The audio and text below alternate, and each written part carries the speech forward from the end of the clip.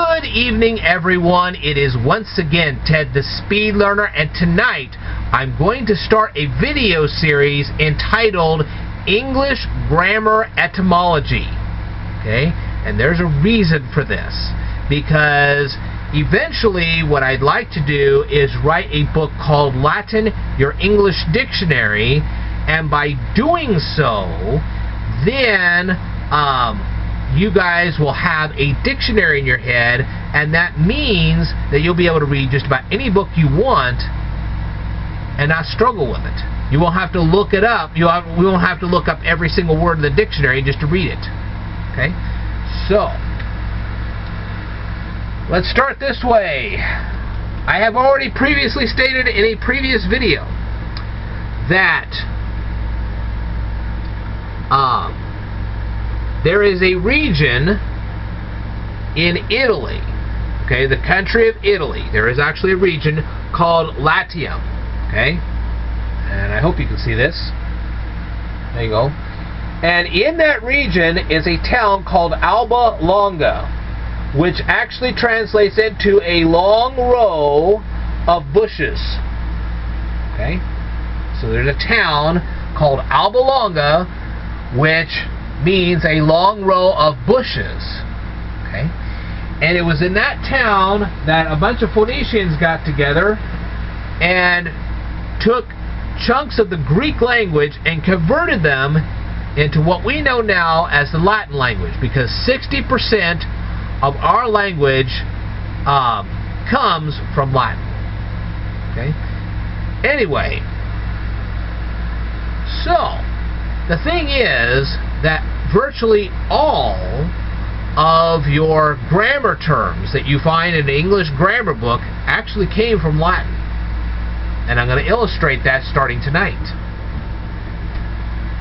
We're going to start with the word noun. Where does the word noun come from? If you go back, that's what etymology is. It's the study of word origins, and I've said this before.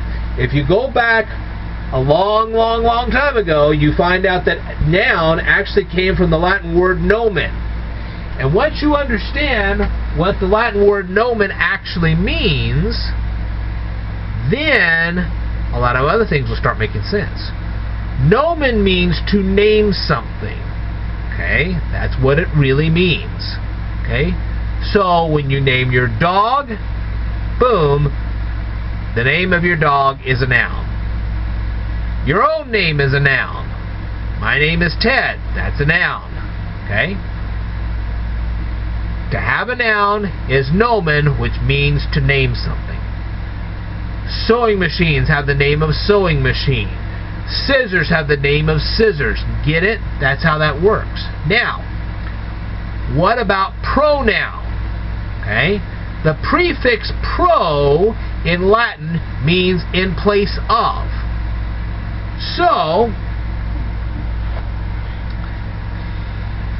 if you didn't want to say that a car was an actual Ford, you could just say it's a car. And a car would be considered a pronoun. Okay? Now, better pronoun illustrations, it would be more like, instead of saying my name is Ted, you could say he drove the car. Okay? That's actually a better illustration of a pronoun. The pronoun is he. He drove the car. Okay? So the pronoun is actually he, and if you were to use my proper name, you would say Ted drove the car. That would be a noun. But if you're going to have a pronoun, he would be the pronoun. That would be a much better illustration. And hopefully you get that concept. So when you're saying Ted drove the car, Ted's a noun. If you're saying he drove the car, that he is a pronoun. And that's a very good way to remember that. Okay?